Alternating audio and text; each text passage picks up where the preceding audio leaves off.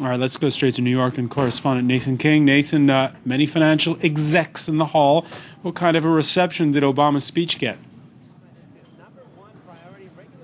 Yeah, including the CEO of Goldman Sachs, Lloyd Blankfein, who clapped politely, as with most of the audience. Remember, they've heard this speech before. We had it last year on Wall Street 2 years ago when he was running for president. But these broad themes about join us, become part of us, doesn't really ring true with Wall Street at the moment, especially after the fraud charges leveled by the SEC at Goldman Sachs last week. And they've been fighting tooth and nail. He mentioned the lobbyists, but he's basically saying, look, it's in your interest to have a stable financial system that benefits the whole of society, and that a lot of these bonuses that came out are kind of ridiculous in the face of strugglings of Americans after 8 million jobs have been lost. So he tried to set a middle course, but also determined to push through some of these reforms, which include obviously the Federal Reserve being able to wind down banks, that would create a new fund that would stop taxpayer bailouts, end too big to fail, bringing derivatives,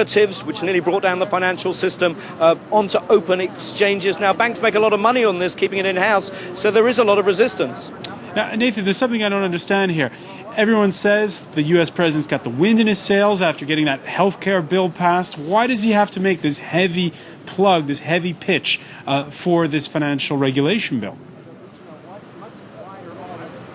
Well, remember, he needs the votes, and also he needs public opinion on his side. Remember, the economy has started growing again, and the big fear was that after healthcare, and it took so long, that there wouldn't be the wind in his sails that he's had in terms of this financial regulation bill. Now, the Goldman Sachs SEC fraud charges have helped, but he's not quite there yet. They still need to get Republican votes. Remember, they only have 59 votes in the Senate, but it does look like it's working, and this is being seen as a final pitch towards some sort of bill, and we are hearing that we could have debate or even a vote on some sort of legislation in the next week or so. Remember, he didn't really want to have financial reform, but he feels that this is completely necessary in light of what's happened since he became president, and he has to deliver.